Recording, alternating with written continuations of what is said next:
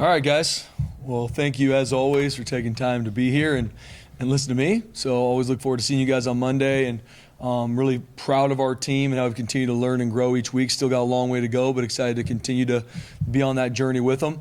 One thing of note, from last Saturday's game that I don't think I talked a ton about after the game was just how fast our team started. That was a huge point of emphasis for me and our staff was we have to start this game fast. We can't ease into this. We knew the opponent we were playing. We knew they were going to be well coached and ready to go. We got to start fast.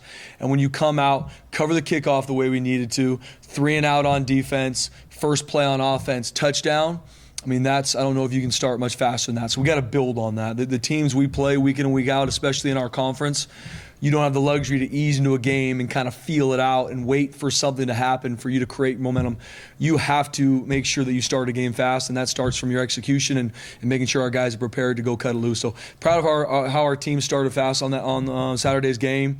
And proud of a lot of different things we did. Like I said, I want to give another shout out to Maddox Madsen. I think that was his best game all season. Continues to learn and grow from some of the things that we needed him to improve on, and he did.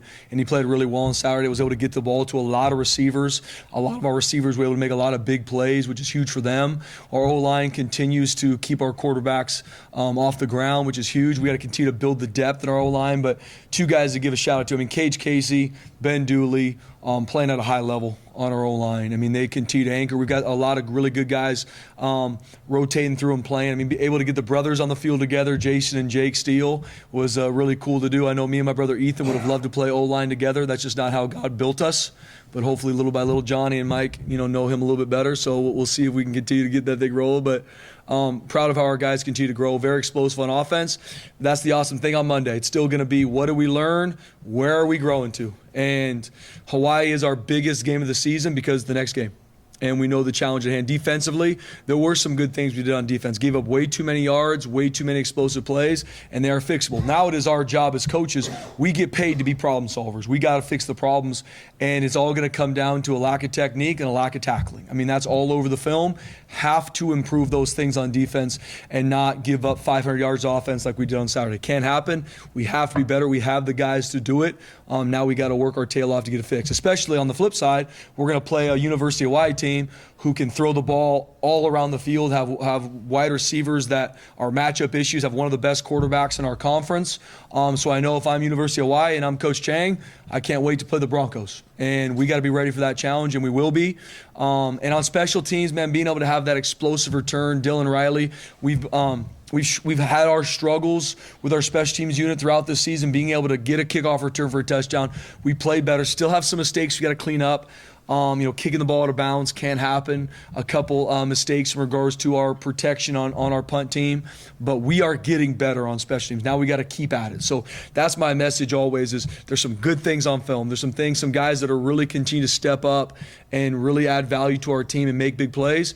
Now we got to stay at it. We've learned a lot about our team to this point. Now, how are we going to grow and get these things fixed like we need to? We played 5 games. That is it. There's a lot of hype and outside noise about college football playoff, Heisman, all these things, and none of that's happening now. Right now, we've got a big-time opponent, conference opponent. We got a 6.5-hour flight or whatever it is to go over there. They've been able to knock off a ton of great teams at home, and they got a really good team. Their defense, I think, is top 40 in the country. They're well coached. Coach Thurman was a NFL defensive coordinator. They're flying around. They're going to have a lot of challenging things our offense has to deal with. And obviously, Coach Chang, the play caller, that offense is explosive, and they can throw the ball all over the place. They create a lot of conflict with the defense, and especially pass game has been something that we've struggled in. We got to improve. So the challenge is there. We got to learn and grow from Saturday. Tonight, we're going to learn and grow from the film with our players, and then we're going to flip the switch and be on to Hawaii, and it's our biggest game because of the next one.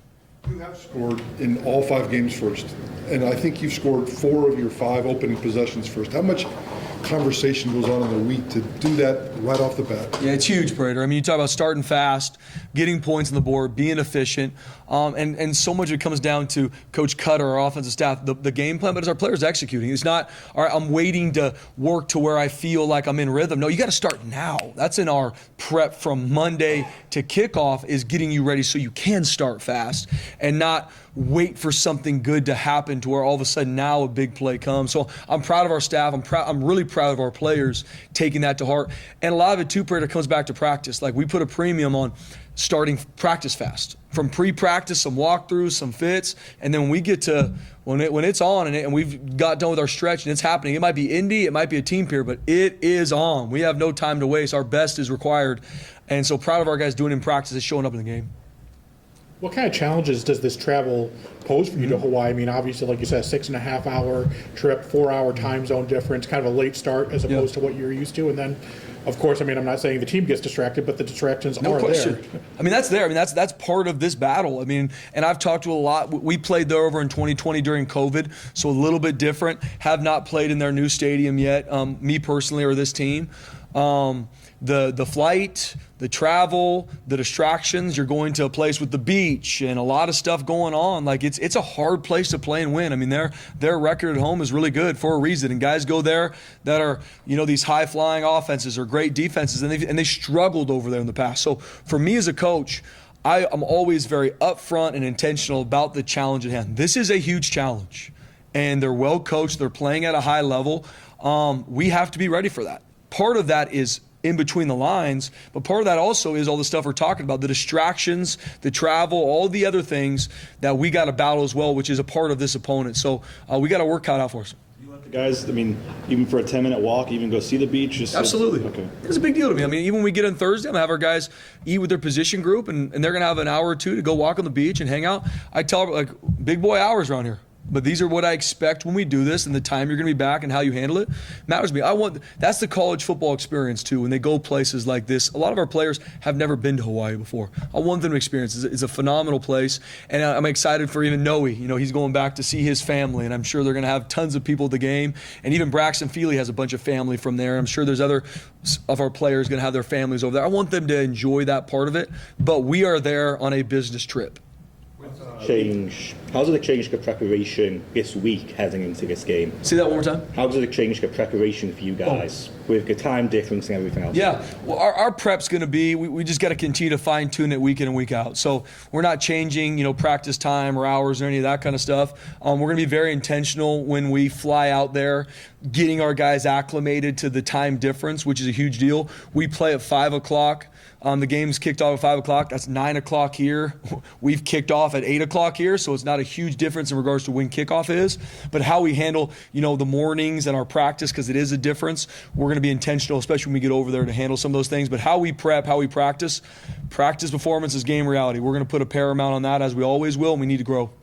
You have some history with Hawaii just over the years, whether it be games, whether a lot of good players you've had come from over there, and with going to the Pac-12 and stuff, this may be the last time you play them for a while or go over there and play there. Just what are your thoughts on what that state has meant for this program and whether it be players, games, whatever? Yeah, BJ, great question. I mean, we've had a bunch of our great players from Hawaii.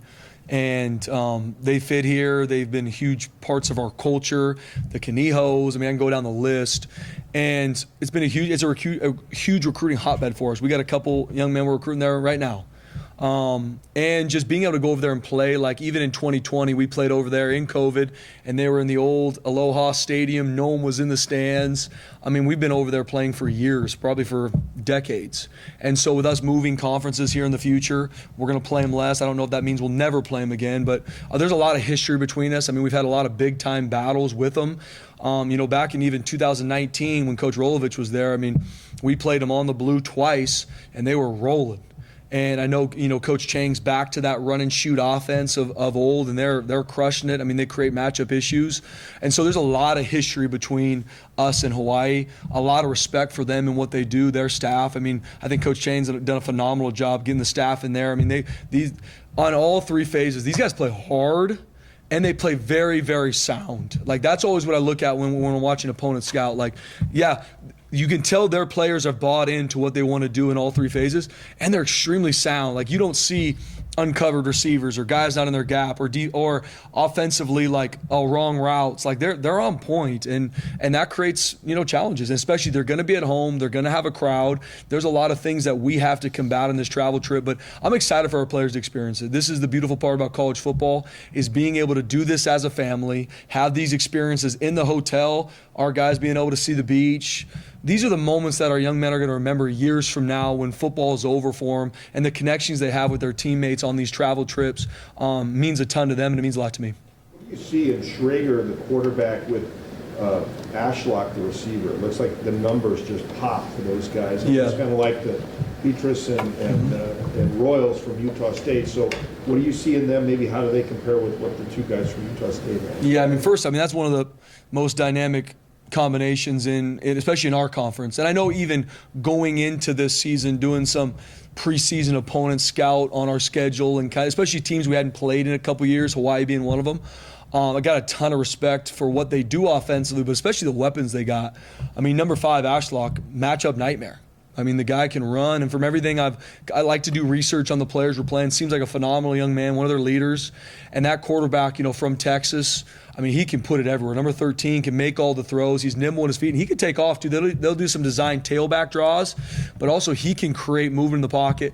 And they're just so sound. I mean, obviously, Coach Chang's been coaching in this offense for a long time, played in something very similar. I mean, they just – whatever defense you're in, they're going to have answers to have open receivers. They do a phenomenal job with that, and being able to have and it's not just number 5. I mean, I think this is one of the better receiving cores we'll see. I mean, number 5 is a matchup issue. They got a bunch of different wideouts that can make people miss and create leverage issues for a defense. And number 13 can make all the throws. Like I said, going into this season, I knew he was going to be one of the top two quarterbacks in our conference without question. And by numbers, he is. What's going on with the pass defense? What are you seeing from these previous games going into? It sounds like a bad matchup for you guys this weekend. Yeah, it comes down to leverage and techniques, Prater. I mean, there is a time on film, like I said, a perfect example for me, without getting into it. Coach Chin calls a post defense. Nobody's in the post. So for me, we're looking at it from all phases. Is it we're not getting the signals? Is the lack of techniques? And a lot of what shows up on film right now is we are not executing our technique. These are day one techniques. When you come to play Boise State football, we teach you these techniques. There's been a drop-off.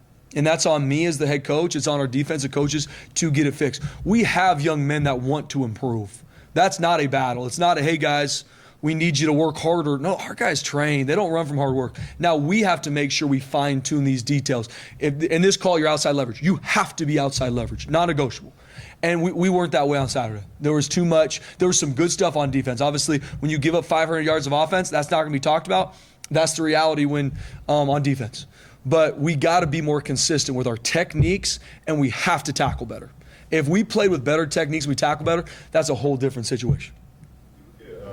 As you've seen Maddox kind of almost at the midway point in his first full season as a starter, how have you seen him kind of adjust and grow to living and working in that role? And if you look at it right now, he is the number 1 QB efficiency rating in the Mountain West Conference.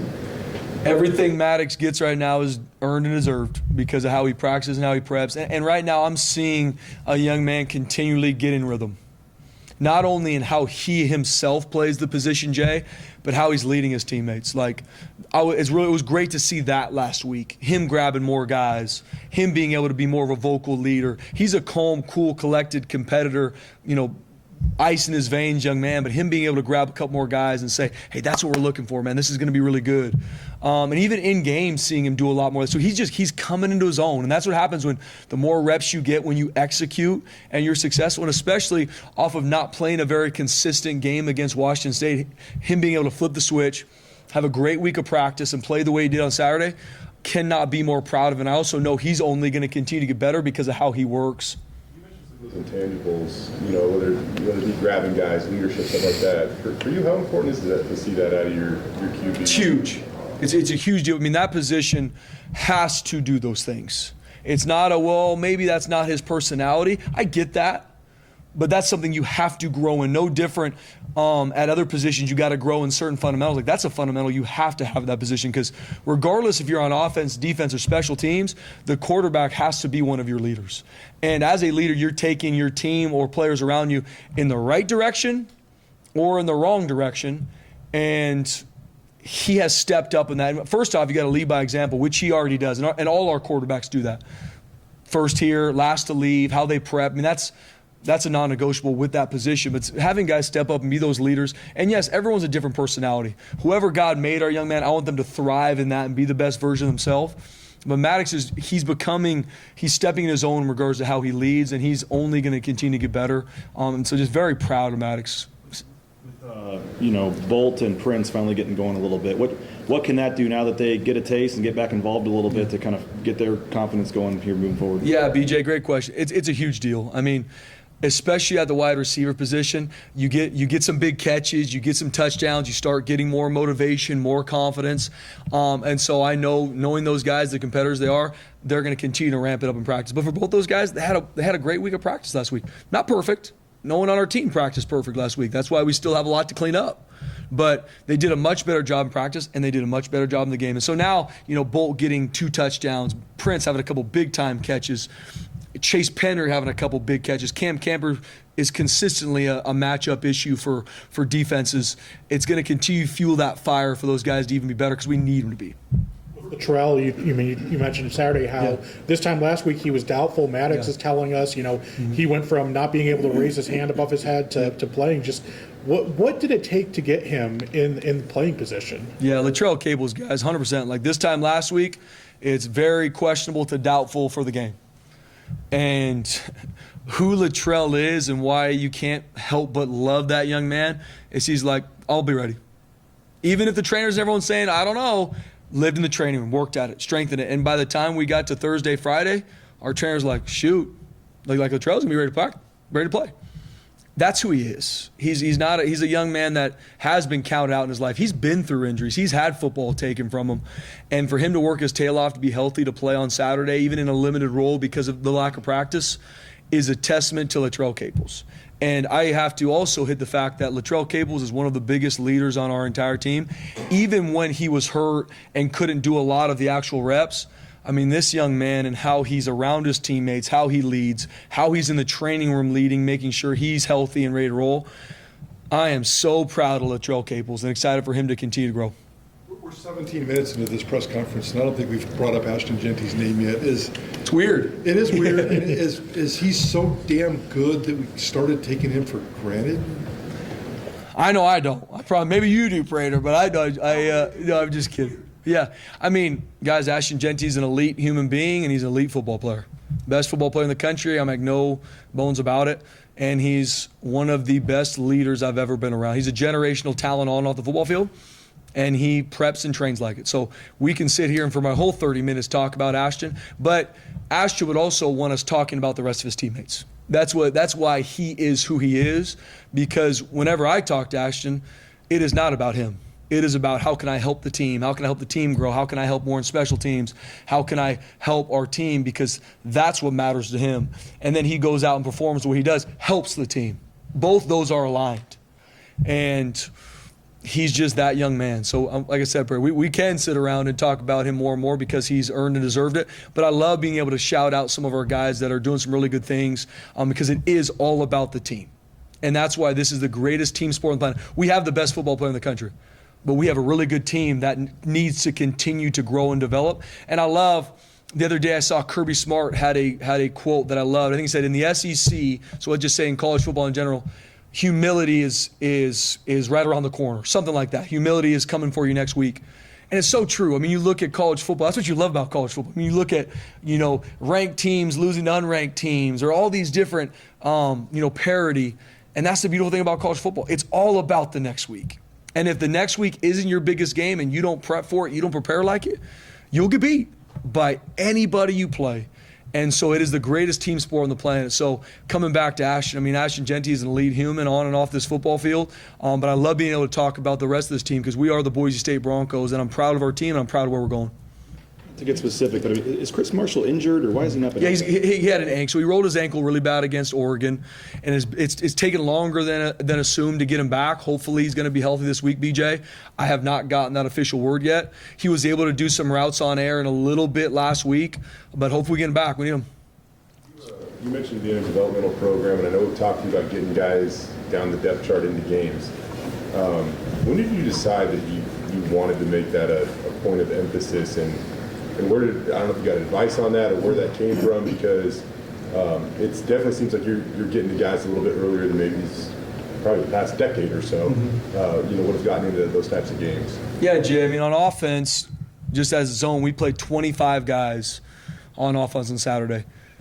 It's a huge deal to me for the future of this program because I'm a firm believer the only way to get better at playing this game is to play it, and especially in game. So when to do that, when to pull starters and put in your second string or guys that aren't the starters, that's a fine line every single week. And it's not just my decision. I use, Coach Cutter, the position coach, go into the game with some understandings of kind of the team we're playing.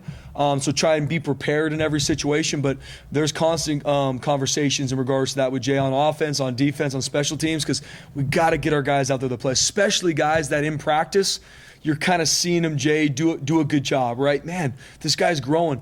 Let's go see how he does when we put him in the game. Because that's the only way he's going to grow and develop, and that's the only way me as a coach can give that young man truth. Because if a guy had never been in the game, they're going to be like, Coach, give me a shot. Give me a shot.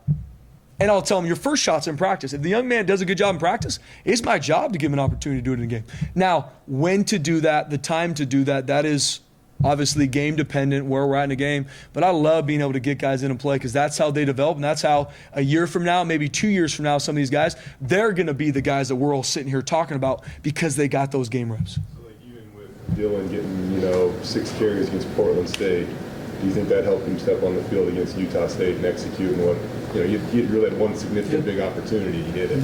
Absolutely it does. Because now going forward, he's got more and more game reps. And every time he's in that meeting room with Coach J-Mo learning, all the fundamentals and techniques and the schemes to play running back here, he's got even a more motivation in the back of his head. He's like, I'm going to get in the game. I'm going to get in the game. Like, I got to make sure I'm on point just like a starter is. And that's at all positions. If you feel like I'm never going to get in the game, you would love for those young men to still compete and study the way they should. It's hard. When you think there's even a glimmer of light that, shoot, my number might be called, that's going to motivate them to even prep more and help the whole team gel together, which is a huge deal. Do you make those decisions on when to put guys in on gut instinct, or is it more analytical? I think both. I mean, there's a feel of a game, but a lot of it is more analytical going into this. And like I said, I didn't go into playing Utah State saying that Ashton Genty, we're going to pull him starting the third quarter. That's just how the game was going, and we wanted to get guys more reps on our offense, on defense, if the game was in a situation where we felt comfortable. That changes, and it's a fine line. Like I said, there was even a time in the game where we had to put some guys back in because we gave up some explosive plays on defense that we can't happen. So it's a fine line. I by no means got it figured out, but making those decisions is in game.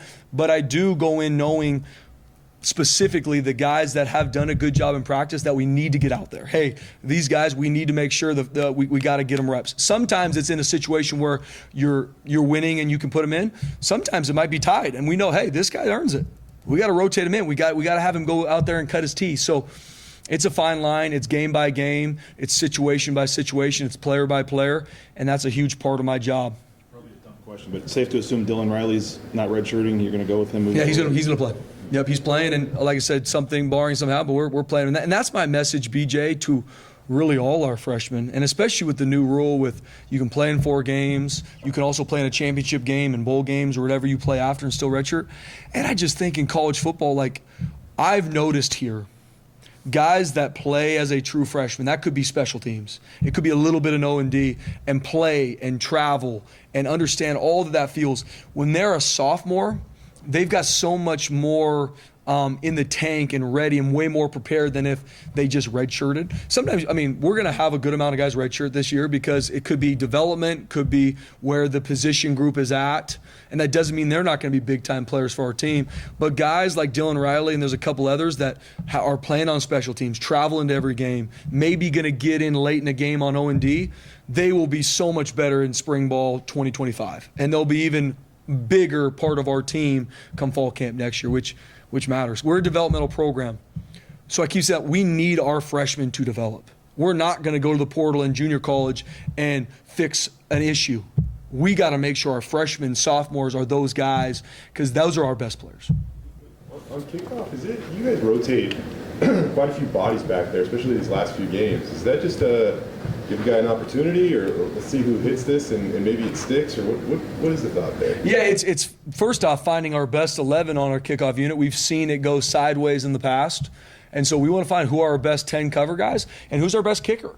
Who can hopefully kick it out of the end zone and get a touchback, and or who can start to do some different, junk kicks, for lack of better words, to help throw a team off. We want to be on the cutting edge schematically, and So a lot of it in game is adjustments and seeing who's doing it well, Jay, who's not. Do we got to make changes, not only with our specialists, but also even with some cover guys? Because now the beauty with iPads, you're not waiting till Sunday to be like, oh, that's what was happening.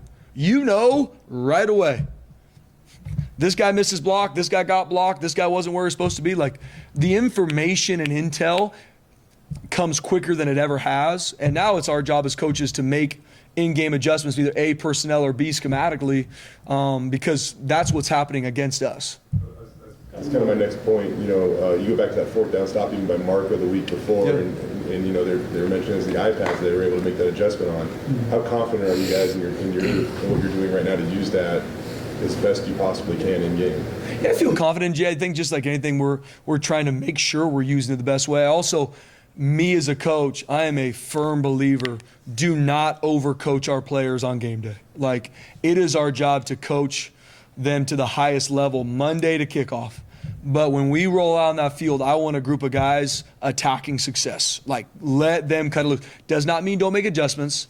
Does not mean that we don't coach them at all. But I think with the iPads, you could easily have your own position meeting where you're trying to clean things up, and then you go on the field and you can see some guys play slow from that. And that's a fine line for us to make sure, yes, we need to make adjustments. We can't be sitting ducks. We gotta learn from plays that we've had prior in a game and be better the next series in any phase.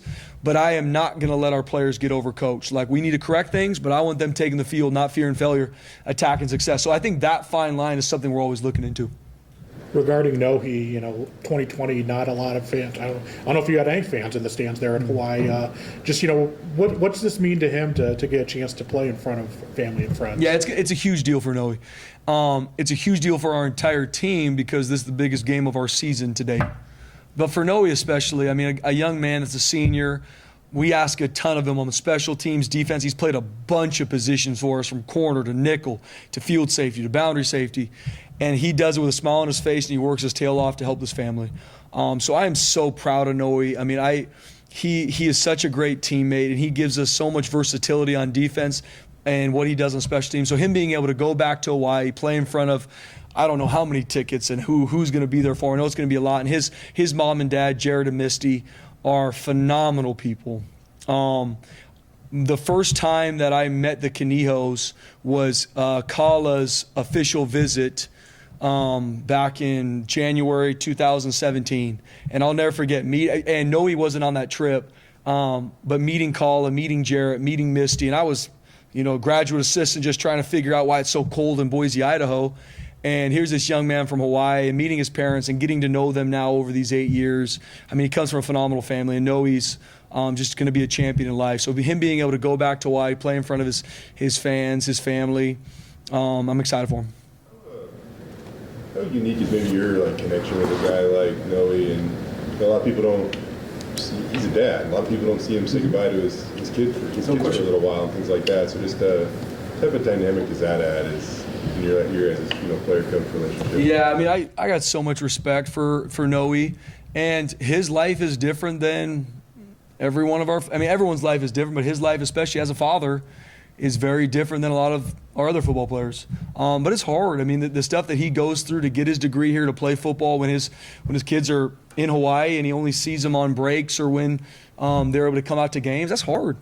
I mean, I tell him, I can't imagine only seeing my girls for those small amount of time. But it's a sacrifice he's willing to make because he knows he's betting on the long term. He's getting his degree. He's working his tail off to be a part of this football team and help us. And he knows long term that he's going to be able to take care of his family the right way.